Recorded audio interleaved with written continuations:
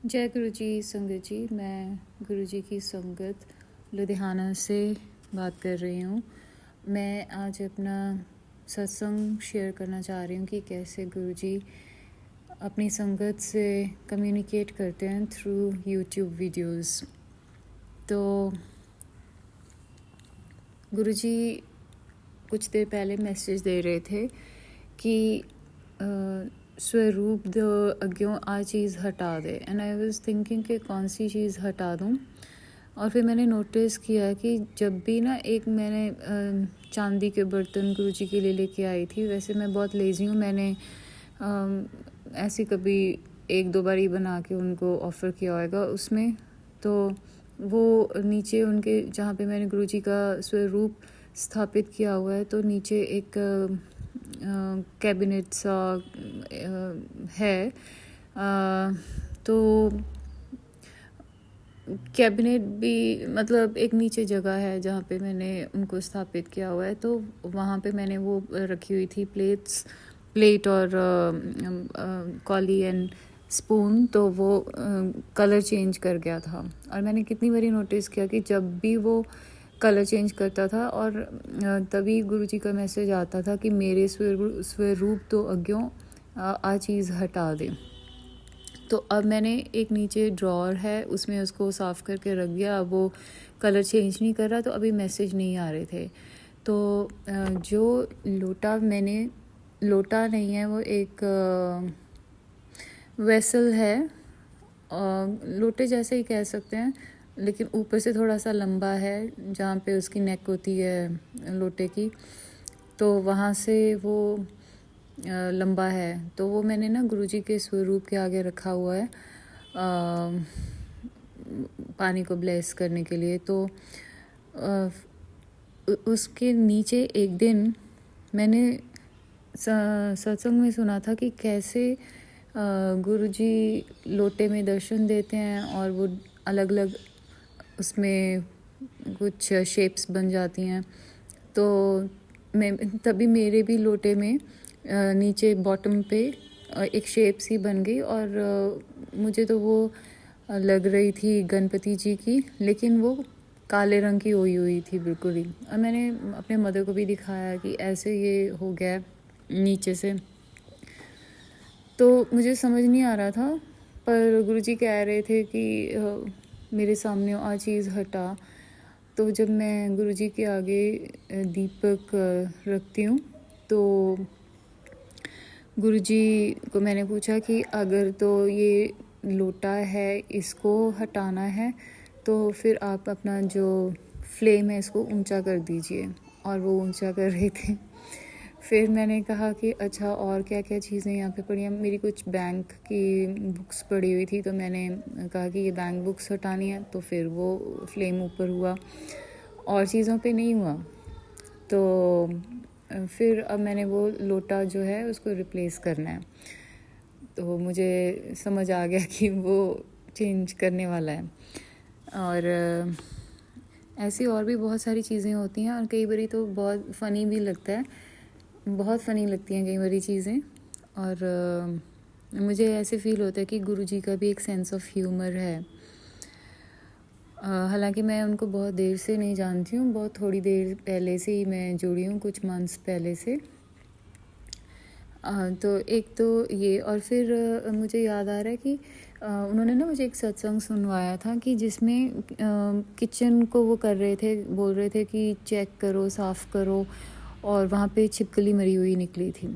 तो संगत जी इमीडिएटली तो नहीं, पर कुछ देर बाद वो हमारे भी, मैंने तो ऐसे ही माइंड में आया कि जो फ्रिज है इसको साइड पे करके नीचे सफाई करवा लेते हैं। तो वो थोड़ी देर बाद मैं करवाती हूँ, और उसके नीचे वाकई जब भी वो हटाया तो इतनी गंदी स्मेल आ रही थी, और वो फैल गई स्मेल। वहाँ पे छिपकली का कोई बच्चा मरा हुआ था। तो ये भी बात सच हो गई। पहले तो जब मैंने देखा तो मैंने सफाई करी, तो अपने मेड की हेल्प से। तो मैंने सोचा कि हमारे नहीं है, हमारे तो कुछ नहीं, हमारे तो ठीक है। लेकिन आफ्टर सम डेज़ वो वहाँ पे फ्रिज के नीचे और सारे घर में स्मेल फैल गई थी उसकी।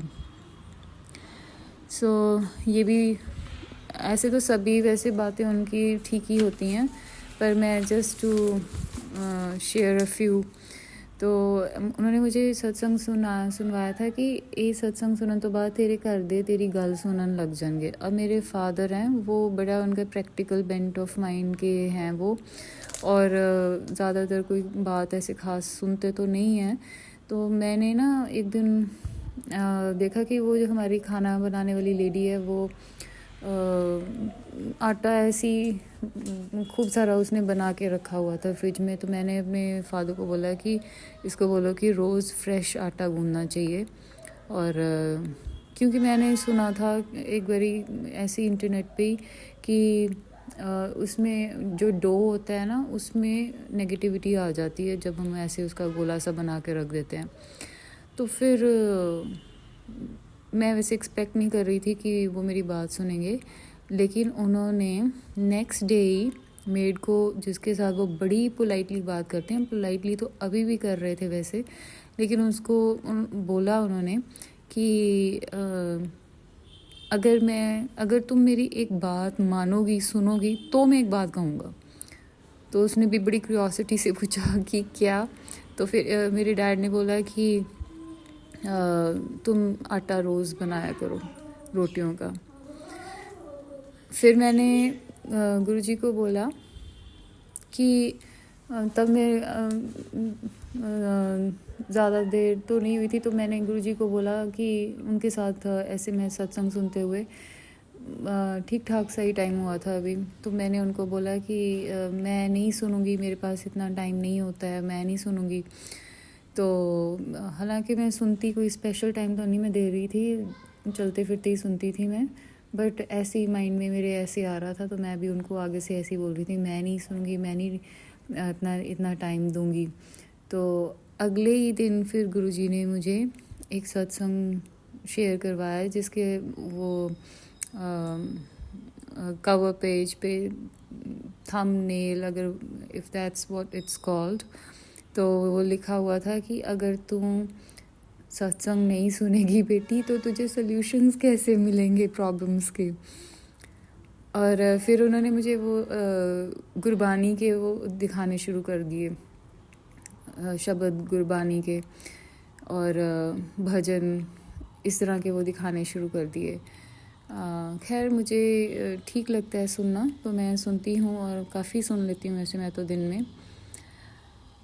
तो इस तरह से सत्संग तो बहुत हैं, और जब कुछ टाइम ज़्यादा हो जाता है तो बाद में याद भी नहीं रहते। शेयर अगर साथ साथ में कर लें तो ठीक है, पर कई बार काम का प्रेशर ऐसे होता है कि नहीं भी शेयर होते। तो ये भी रहा एक शुक्राना सत्संग है गुरुजी का कि वो बहुत ही पेशेंस के साथ चल रहे हैं मेरे साथ, और हर बात का वो जवाब भी देते हैं। तो बड़ी ये इंटरेस्टिंग चीज़ है कि जो भी हमारे क्वेश्चंस होते हैं माइंड में, उसके जवाब हमें सत्संग के थ्रू मिलते हैं और मिलते हैं। तो मैं थैंक यू करना चाह रही हूँ इस प्लेटफॉर्म पे गुरुजी का फॉर ऑल हिज गाइडेंस। और जो लोग सत्संग सुन रहे हैं, गुरुजी उनका भी भला करें, और जिस प्लेटफॉर्म पे ये मेरा शेयर होगा गुरुजी उनका भी भला करें। जय गुरुजी।